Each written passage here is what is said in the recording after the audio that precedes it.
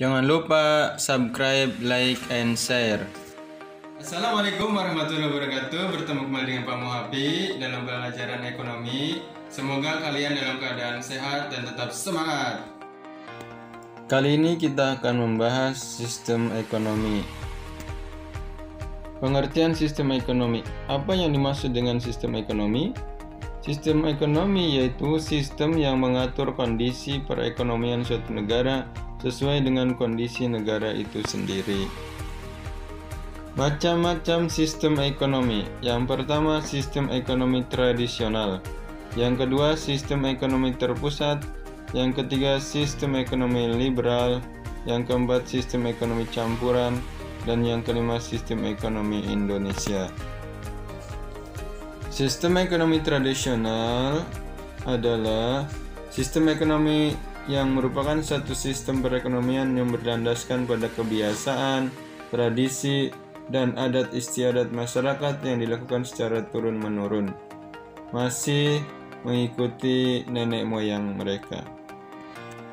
Ciri-ciri sistem ekonomi tradisional yaitu pertama, teknik produksi dipelajari secara turun-temurun dan bersifat sederhana. Yang kedua, sistem barter masih digunakan dalam pemenuhan kebutuhan masyarakat. Yang ketiga, belum adanya pembagian kerja dalam masyarakat. Yang keempat, masih terikat pada tradisi dan kepercayaan setempat. Yang kelima, alat atau teknologi produksi masih bersifat sederhana. Kelebihan sistem ekonomi tradisional. Pertama, tidak ada persaingan bisnis yang berarti karena semua berdasarkan kebutuhan sehari-hari. Yang kedua, tidak ada konflik berarti yang timbul akibat persaingan karena sifat kekeluargaan yang erat. Yang ketiga, proses kegiatan ekonomi lebih cenderung jujur. Yang keempat, anggota masyarakat tidak merasa terbebani dengan kuantitas hasil produksi karena semua warga tahu kondisi daerahnya. Yang kelima, tidak ada persepsi untung rugi secara finansial yang menimbulkan kecemasan, stres, atau konflik. Yang keenam, tidak mengenal inflasi atau masalah ekonomi lain. Yang ketujuh, tidak ada monopoli perdagangan dari pemerintah karena pemerintah hanya berperan mengawasi dan menjaga ketertiban. 8. Tidak ada kesenjangan ekonomi yang berarti antara si kaya dan si miskin. Kekurangan sistem ekonomi tradisional. Yang pertama, laju perkembangan perekonomian dalam sistem ini cenderung sangat lambat karena keterbatasan hasil produksi dan orientasi bukan pada kekayaan atau keuntungan. Yang kedua, tidak ada kalkulasi akan efisiensi dalam kegiatan ekonomi. Yang ketiga, tidak semua kebutuhan masyarakat bisa dipenuhi karena masih sangat mengandalkan hasil alam. Yang keempat, kualitas barang biasanya lebih rendah dan sulit berkembang karena tingkat persaingan yang sangat rendah. Yang kelima, perubahan akan beberapa elemen akan terasa tabu karena pola pikir masyarakat yang terpaku dengan kebiasaan. Dan yang keenam, tidak ada standar nilai yang baku dalam transaksi tukar-menukar atau barter. Berikutnya, sistem ekonomi terpusat atau komando, yaitu sistem ekonomi yang menetapkan pemerintah pusat sebagai pembuat kendali dan keputusan ekonomi.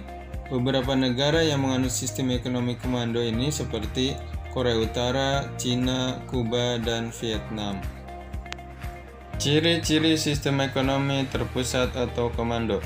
Pertama, pemerintah menciptakan rencana ekonomi pusat, rencana jangka pendek maupun rencana jangka panjang. Yang kedua, rencana pusat menetapkan prioritas untuk produksi semua barang dan jasa. Yang ketiga, pemerintah membuat undang-undang, peraturan, dan arahan untuk menegakkan rencana pusat. Yang keempat, semua alat dan sumber daya ekonomi dikuasai oleh pemerintah. Yang kelima, kebijakan perekonomian diatur sepenuhnya oleh pemerintah. Yang keenam, hak dan kebebasan individu tidak diakui negara. Dan yang ketujuh, jenis pekerjaan dan pembagian kerja diterapkan dan diatur pemerintah. Kelebihan sistem ekonomi terpusat atau komando yaitu pertama, dapat meminimalisir pengangguran di negeri tersebut. Pemerintah sangat memegang kendali penuh terhadap semua faktor produksi dan sumber daya, Sebagai contoh, di negara Korea Utara, karyawan BUMN itu adalah warga negaranya sendiri. Yang kedua, tanggung jawab perekonomian pada pemerintah. Yang ketiga, pemerintah bertanggung jawab dengan kondisi perekonomian tersebut. Pemerintahnya juga harus mampu berinovasi dengan kebijakan ekonominya agar menjadi stabil. Yang keempat, ada jaminan untuk masyarakat. Dan yang kelima, faktor produksi juga dikuasai oleh pemerintah hingga pemerintah bisa membuat produk dan jasa yang tepat yang dibutuhkan warga negaranya. Yang ketujuh, kemudahan dalam pengendalian harga dan pemerataan. Yang kedelapan, harga produk dan jasa juga akan dikendalikan dengan mudah, memiliki harga yang akan cenderung stabil dan mudah dicapai permintaan ekonominya. 9. Inflasi mudah dikendalikan negara dengan sistem ekonomi komando serta relatif stabil. 10. Kondisi pasar dalam negeri akan berjalan lancar. Yang ke-11, pemerintah yang memiliki wewenang penuh bisa membuat aturan pasar dalam negerinya secara leluasa. Kekurangan sistem ekonomi terpusat atau komando. Yang pertama, masyarakat tidak memiliki kebebasan dalam memilih sumber daya. Yang kedua, pemerintah tidak mengakui adanya hak individual. Yang ketiga, pemerintah cenderung memonopoli semua hal yang berhubungan dengan perekonomian sehingga dapat merugikan warga negaranya. Yang keempat, negara yang menganut sistem ekonomi komando umumnya memiliki pertumbuhan ekonomi yang lambat. Yang kelima, pemerintah menghambat kreativitas, inisiatif, dan kreasi masyarakat sehingga masyarakat tidak termotivasi untuk maju. Yang keenam, banyak jenis barang yang dibutuhkan tidak tersedia di pasar karena produksi sesuai dengan keinginan pemerintah, bukan berdasarkan keinginan konsumen. Kita masuk pada sistem ekonomi liberal atau pasar, yaitu merupakan sistem ekonomi di mana masyarakat berlaku sebagai komandannya. Ini berarti bahwa semua aspek perekonomian sebuah negara dikelola oleh masyarakat, baik dalam bentuk individu atau kelompok. Pemerintah adalah hanya sebagai pengawas saja dan tidak memiliki wewenang untuk ikut campur dalam urusan perekonomian. Negara penganut sistem liberal diantaranya Amerika Serikat, Brazil, Argentina, Chili, Kuba, Kolombia, Ekuador, Kanada, Meksiko, Nicaragua, Panama, Paraguay, Peru, Uruguay, Venezuela, dan masih banyak lagi. Ciri-ciri sistem ekonomi liberal atau pasar. Yang pertama, setiap individu atau swasta bebas menggunakan barang atau jasa yang dimilikinya. Yang kedua, segala bentuk aktivitas ekonomi dilakukan oleh masyarakat. Yang ketiga, pemerintah tidak melakukan intervensi dalam pasar. Yang keempat, pemilik modal berhak memiliki sumber-sumber produksi. Dan yang kelima, terjadi persaingan yang ketat dalam kegiatan ekonomi. Kelebihan sistem ekonomi liberal atau pasar. Yang pertama, adanya inisiatif dan kreativitas yang luas dari masyarakat. Yang kedua, efektivitas dan efisiensi produksi tinggi. Yang ketiga, diakuinya hak milik dari kelompok dan perorangan. Yang keempat, persaingan untuk lebih maju antar setiap individu atau kelompok. Dan yang kelima, mampu dihasilkan produk yang berkualitas tinggi. Kekurangan sistem ekonomi liberal atau pasar. Yang pertama, banyaknya terjadi monopoli di masyarakat. Yang kedua, menyamakan sebuah pendapat tidak mudah dilakukan akibat dari persaingan bebas. Yang ketiga, masyarakat kaya akan semakin kaya, sedangkan bagi yang miskin tetap miskin. Yang keempat, munculnya persaingan tidak sehat. Yang kelima, rentan terjadinya krisis ekonomi. Dan yang keenam, eksploitasi sumber daya alam yang berlebihan. Sistem ekonomi campuran.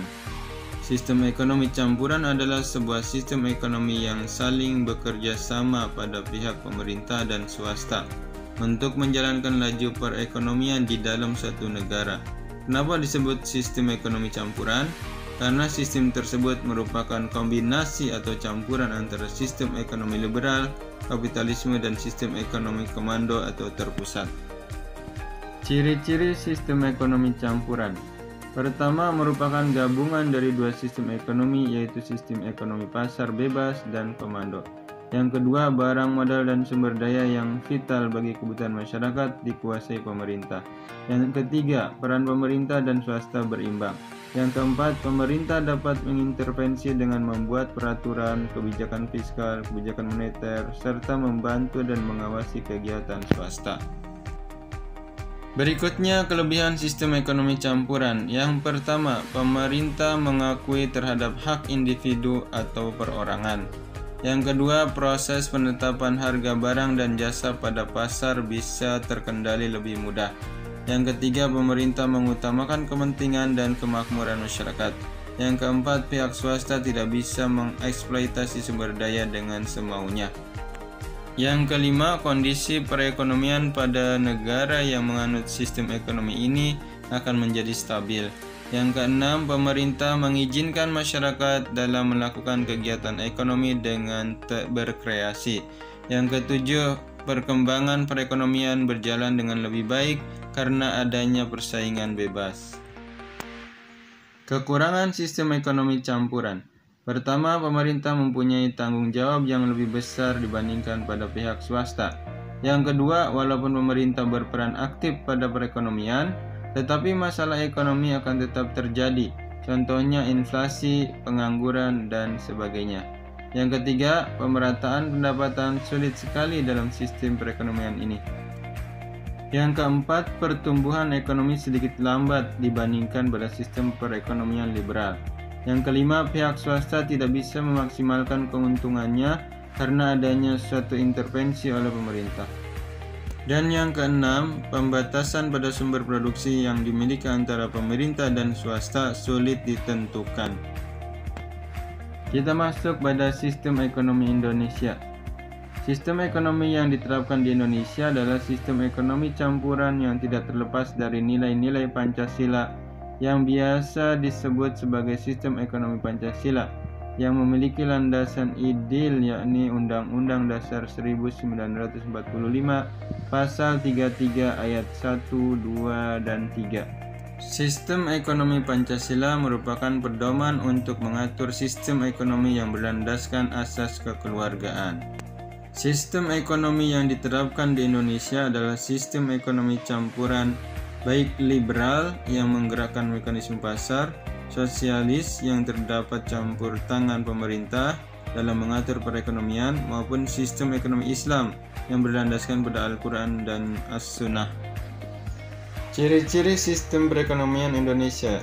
Yang pertama, produksi diusahakan sebagai usaha bersama untuk mewujudkan keadilan dan kemakmuran. Yang kedua, setiap masyarakat bebas berusaha tetapi dalam batas dan memenuhi syarat yang berlaku di Indonesia. Yang ketiga, sebagian besar produksi masyarakat merupakan usaha swasta atau individu yang diatur oleh mekanisme harga dan pasar. Yang keempat, perusahaan negara menguasai sektor ekonomi vital bagi hajat hidup orang banyak. Nilai-nilai dasar perekonomian Indonesia yaitu kekeluargaan, kerjasama, gotong royong, keadilan, dan kemandirian. Dampak positif sistem ekonomi Indonesia. Yang pertama, perekonomian disusun sebagai usaha bersama berdasar atas asas kekeluargaan. Yang kedua, cabang-cabang produksi yang penting dan vital bagi negara serta meliputi hajat hidup orang banyak dikuasai oleh negara. Yang ketiga, warga negara bebas memilih pekerjaan yang dikehendaki serta memiliki hak atas pekerjaan dan penghidupan yang layak. Yang keempat, potensi, inisiatif, dan daya kreasi masyarakat dikembangkan sepenuhnya selama tidak merugikan masyarakat. Dampak negatif sistem ekonomi Indonesia. Yang pertama, perkembangan ekonomi modern dan tradisional berjalan secara tidak seimbang. 2. Pelaksanaan kebijakan oleh pemerintah untuk mengawasi perekonomian masih lemah. Yang ketiga, terdapat monopoli atas sumber produksi. Dan yang keempat, munculnya korupsi, kolusi, dan nepotisme atau KKN. Demikianlah pembahasan kita kali ini mengenai sistem ekonomi. Semoga kalian dapat memahaminya. Assalamualaikum warahmatullahi wabarakatuh. Terima kasih telah menonton video kami.